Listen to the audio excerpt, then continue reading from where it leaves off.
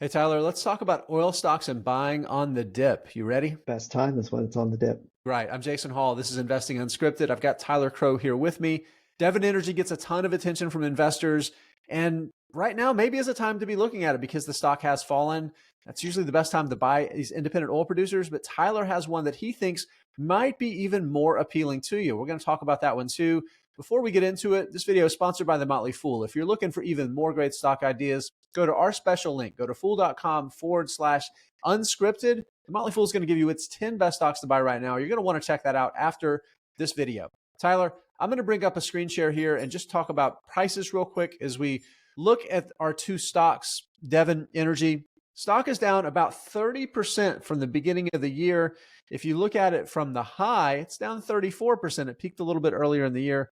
If you go back over the past several years from the peak, it's down 40%. There's another stock on here too.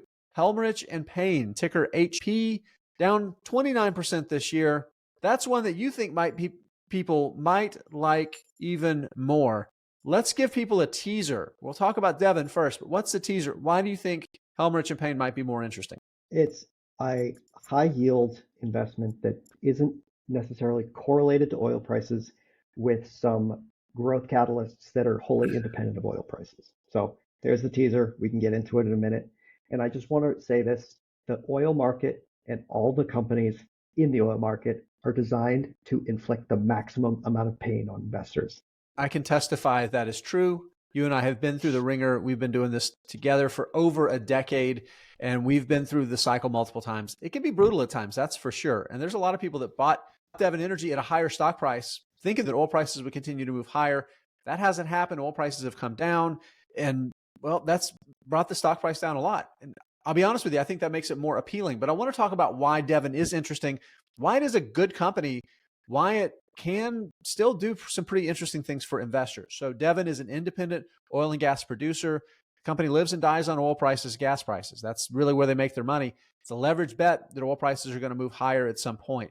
What do they do to shareholders? One thing besides like you said, giving pain to them through different parts of the cycle, they've done a smart thing that we've seen a lot of these oil producers do, and they've changed their dividend to a variable dividend. So they pay a base dividend that's a low amount that's absolutely sustainable within their cash flows, even though oil prices continue to just absolutely crash.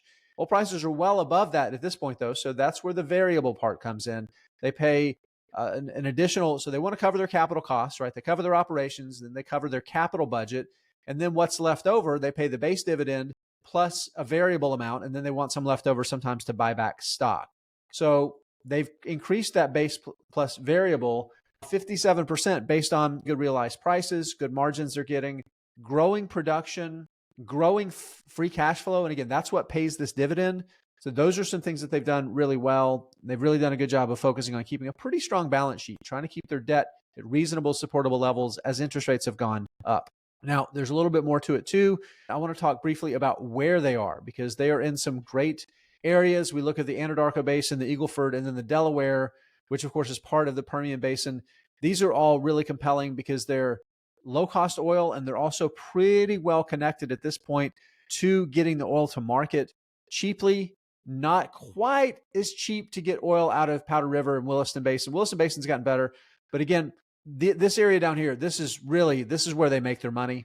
These are more emerging markets. So sum it all up, Devon's getting more compelling right now because the stock price is coming down. If we're being honest, it's very well run, generate really good cash flow. They do a good job managing their balance sheet, do a good job returning excess cash flow back to investors without impairing the business. Let's talk about Helmerich and Payne.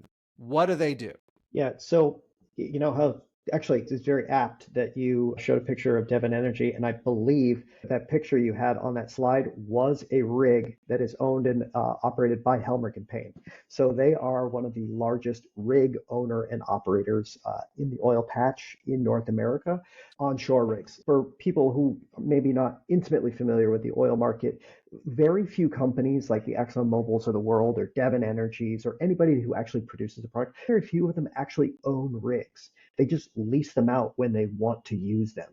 And companies like Helmerich and Payne and several of its competitors are the ones that actually own them, and they lease them out on day rates or on performance contracts sometimes. Basically, like we're going to drill a certain amount of feet in a certain amount of days, and we're going to get paid a certain amount to do that. They're equipment and services companies. They're prevalent just about every step along the way when you build a well or drill a well and do all of the steps necessary to get it actually producing. There's probably like 10 to 15 different contractors that actually touch that before it actually produces for a producer. Helmerich & Payne is one of them. They have one of the more advanced fleets of rigs in the United States, in North America, and they're actually expanding that internationally. The North American shale patch has been this just laboratory for the innovation. When talking about drilling rigs, we've gone from 15 years ago just drilling straight down and hitting a reservoir. Now it's like, oh no, we're going to turn this drill bit 90 degrees. We're going to go another 3 to 4 miles horizontally and then be able to actually navigate it 2 to 3 meters up and down to exactly hit that layer of shale that we want to hit.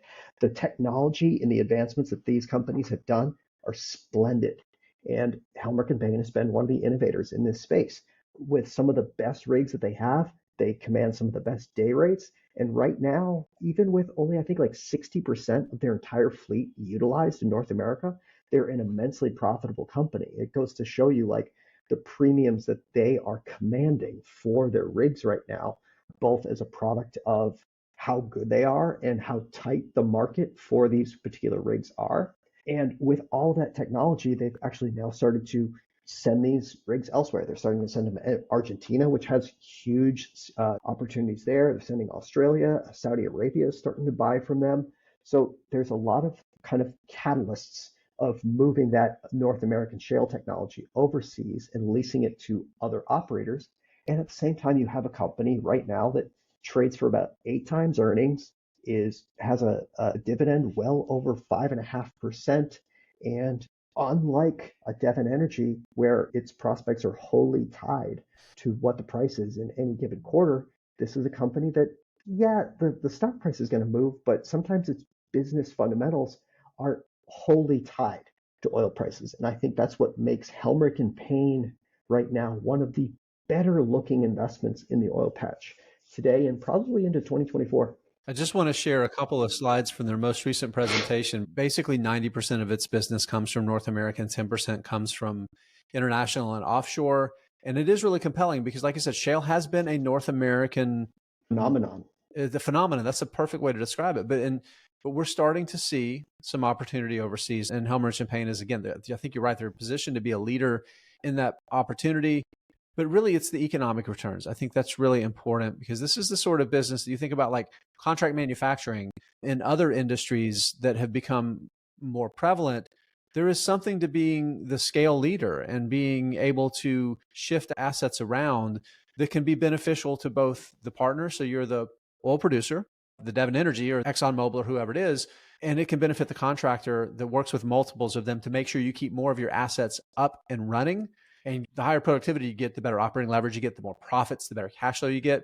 You can win, your customers can win as well. So I think this is a perfect business to benefit from those things. And like you said, because of where the cycle is with oil prices, the stock has probably been beaten down a good bit more than the fundamentals. I think you're right. I think investors should definitely be looking at this one instead of just those independent producers that run up and down with oil prices.